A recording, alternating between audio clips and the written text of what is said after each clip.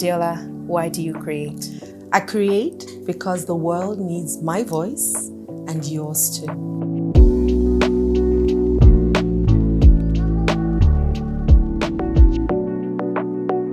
Today we sit in conversation with a phenomenal woman. She's a producer. She's been a producer for a very long time, but she also wears several other hats. And I think one that's very interesting to the creating and the creation of life in general. I sit in conversation today with Adeola Kingsley-James, producer, transformative therapist. Welcome to She Creates. Thank you. I like the sound of that. Create and creative. Love it. Thank you for having me. Well, creating is such an intrinsic thing. And because I have a bit of information about your background and the work that you do now with helping people find their magic, I think I'll ask this question: what does embracing the magic within mean to you? If you asked me this question a couple of years ago, I'd have said something different from what I'm about to say. And finding that magic between is finding that place of stillness and alignment within. We've been taught so many times that everything we're looking for is on the outside. And the truth is, if a shoe could make you happy, why do you have 200? So really, it's not in the external things that you have. It's in the you being able to control your emotions, knowing yourself, knowing how to deal with several situations at the same time and still stay calm. So even if you're in the midst of different things happening, your core is still, your core is calm. And only from there can you create from a place of peace. Only from there can you really touch that depth of creativity. It only happens within you.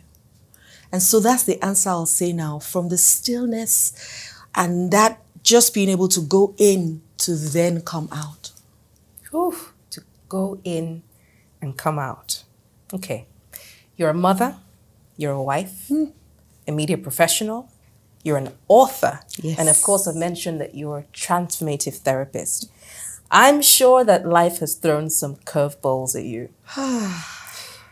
Can you share a moment when, instead of breaking you down, it shaped some of your most profound work? So the good thing for me is that I've learned as I have grown and I have taught. So that has been the process for me. I first look inside, find out exactly what I need to learn from the situation and then come out. Sometimes I'm speaking to people and I'm talking to them and trying to distance myself from. So for example, maybe somebody comes to meet me and says, look, I'm not able to connect with my husband or my wife, And they start to say certain things that I have experienced or might even be experiencing at that time. And I have to be able to distance myself from it to be able to be objective and give them what they need and serve them from a place of wholeness rather than a place of pain, right? And sometimes I hear certain things that even trigger me. And I find myself maybe put my head down and a tear drops out of my eyes because I'm like, I can relate to you. And so, for example, I was speaking to a 10-year-old a couple of days ago, and my daughter had come to say to me that the girl was sad. The girl is living in my house at the moment. And so I said to my daughter, call her for me, let's sit down and talk. And so this young girl sat down and I went very close to her and I said, tell me what's going on, baby. And she said, I feel sad. She's 10. She's never seen her father before. And her mother, of course, has to work double hours to be able to look after her. And so it was her birthday the day before. And we had taken, put stuff in place. But she said, I would have loved to spend time with my dad and my mom yesterday. And I looked at her and I said, how did that make you feel that they weren't here? She said, I feel sad. And I said to her, guess what? I too feel sad as well when I want to spend time with people and they're unavailable. And she burst into tears and I started crying with her as well because I could connect with her sadness, And I said to her, even within the sadness, can I tell you some of the things that I do when I feel this sad? And she said, yes. I said, I find alternatives. And I find alternatives because I've realized that I will never always have the people that I want to spend time with every time. So what can I do to help release that sadness that she was feeling? I said, I create other alternatives so that when I spend time with other people, I get the same benefit that I would have gotten even if I was with these people, because I now understand that the universe is there for me. And I don't need one person to make me happy anymore. I can get happiness from everybody around me. So if I needed a hug and I wanted my husband to hug me and he's not available, I'll come to you for a hug. And it will serve the same purpose as the hug that I needed. Didn't matter that it came from my husband, no. But I got the hug. And so I looked at her and I said, do you understand what I'm saying? She said, yes. I said, tell me in your words. And she said it. I said, let me tweak that a little bit for you. And I did. And at some point, I started to kiss her face.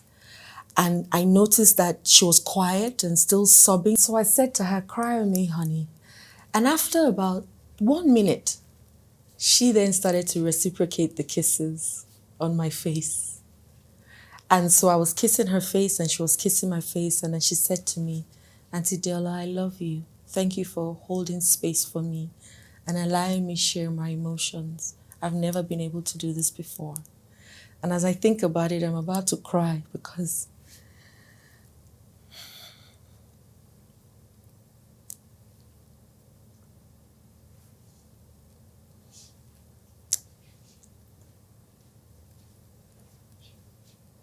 I didn't have that permission when I was a child to share my feelings with anyone. And so I was happy that I was there for her. And imagine how she would be able to feel free to do it with others as well. Mm-hmm. And so, yes.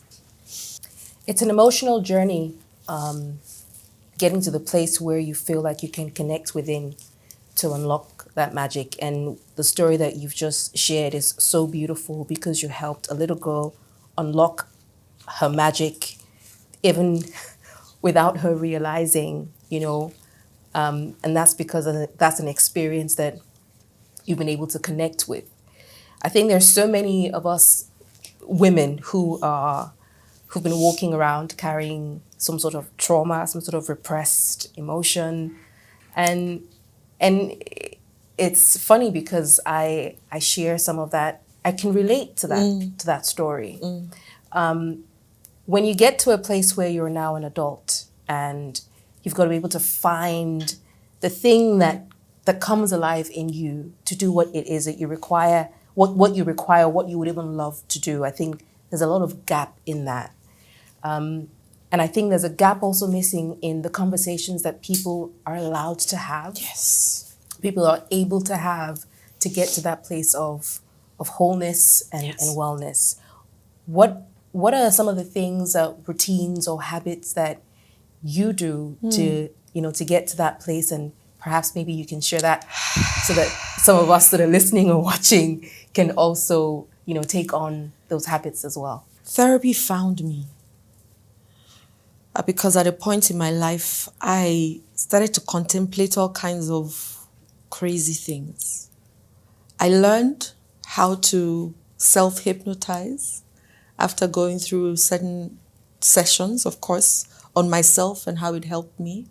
I then trained to become a hypnotherapist. But I learned how to hypnotize myself, and it's very easy. I can teach it to people. And just find that connection within me, because everything, like I said in the beginning, everything has been taught us to externalize, even down to the things that we hold so dear is our finances and our careers. Nobody's teaching anybody that there's so many other aspects of your lives that have certain steps. And if they don't function, even the career and the finance will never really get to its place. So what do? I go out and play in nature. When last did you dance in the rain? Can't remember. There you go. Why? Because We were told that we're not meant to be doing it unless we're children. When last did you have a pillow fight with your child? Or when last did you play? You know, when last did you sit still and just go within yourself and maybe turn on a candle? And that's one of the things that I do. I turn on a candle and I look at the flame on the candle until I become one with it. It takes a while for you to be able to do that because your mind keeps wandering around. But when last were you able to just sit still without holding your phone or calling somebody or talk? Just sit still. Just sit still. Because even God says, be still. Be still. And so honestly, I've done all kinds of things. I've done journaling. I talk to therapists. I talk to people. But I have constructive conversations with people. Because most people go to therapists to go and complain about the problems of other people and what other people have done to them. What they don't realize is that even the complaining is harmful to them. Because it keeps you in the state of complaining. You never see the other way out. And so when people come to me, I say, I'm only going to give you 1 hour for the rest of our lives. You and I working together to rant. After that, it becomes about nobody else and only becomes about you. Because if you change, everything around you will change. And so stillness is, I can stay in a place for 3 hours, Bukola, and just be in my space. Not talking to anybody. I'm having all kinds of visualizations. I'm enjoying. Sometimes I have to literally tear myself out of it to then become human again with other people. You know, but just being able to just stay, it took a while to be able to do it, you know. And I think also my relationship with God changed. The God I feel that was sold to me was Amadioha and Shango. And I say that with all due respect. Because I don't know how anybody would do anything out of fear and do it willingly. And now once you say God, the next thing is God fearing. I'm not sure whether God is looking for people to fear him. I think God is looking for people who can love him because God is love. So when I started my journey of wholesomeness, the first thing I did was say to God, show me who you are for me. Not who my father said you are, not who my mother said you are, not who anybody says you are. And I remember one day so clearly, I was praying the same prayer that they taught us, we are unworthy. God, you know I'm unworthy for all these things I'm about to ask you for, but please help me. And I heard clearly, who said so? And I'm like, that's what they've been teaching us in all these churches that we've been going to. That we have to keep fighting for this salvation. And I heard clearly again, who said so? So that became my journey of knowing that there's nothing, and we say all these things all the time in church, and nothing can separate us from the love of God. But we don't believe it. We think that God is waiting with Pankere. Once we do something naughty, he will flog us, and we keep going back to remind God of who we are and what we have done. Meanwhile, he says we are new every day, which then means if I come today and say, God, forgive me for yesterday, he's wondering, what are you talking about? So God, to me, Adeola, doesn't even have the capacity to be angry with me, because nothing can separate me from his love, regardless of what I've done. And because they have taught us of being unworthy from childhood, we have carried that unworthiness into everything that we have done, because we have been taught of a God who is Shango and Obatala, and how they used to rain fire and brimstone. And we have now said that that's the God Almighty that we serve. But what is love? God is love. Go and read in the Bible what Corinthians, I think it's 1 Corinthians 13 or something, that talks about what love is. And your ideology of yourself will change. And that's what happened for me. We can go on and on. Yes. But we do have to wrap up this conversation. And what better way to wrap this up than this? If you could send a message to your younger self before she fully embraced her magic, what would you say? You know, I struggled as a child. And I'm not painting my father as a bad person. He could only do or give to me what he knew. But my father, when parents say to you, I will break you, And unfortunately, my spirit was untouchable. So he fought. I'm sure where he is, he's wondering, this child suffered me. Because every time he wanted to do something, I wanted to prove to him that I was 9 steps ahead of him.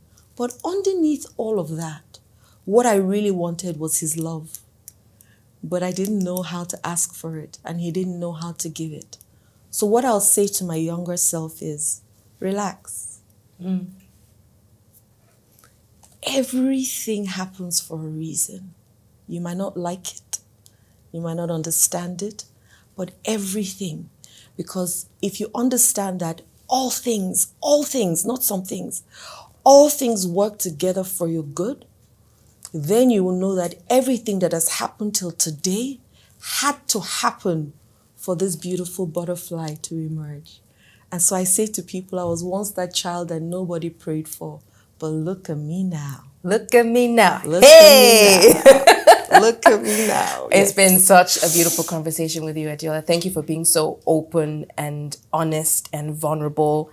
And I mean, that is the power. That's one of the powers that vulnerability allows you to be able to be truly creative. So I appreciate that 100%. And a final question would be, Adeola, why do you create? I create because the world needs my voice and yours too.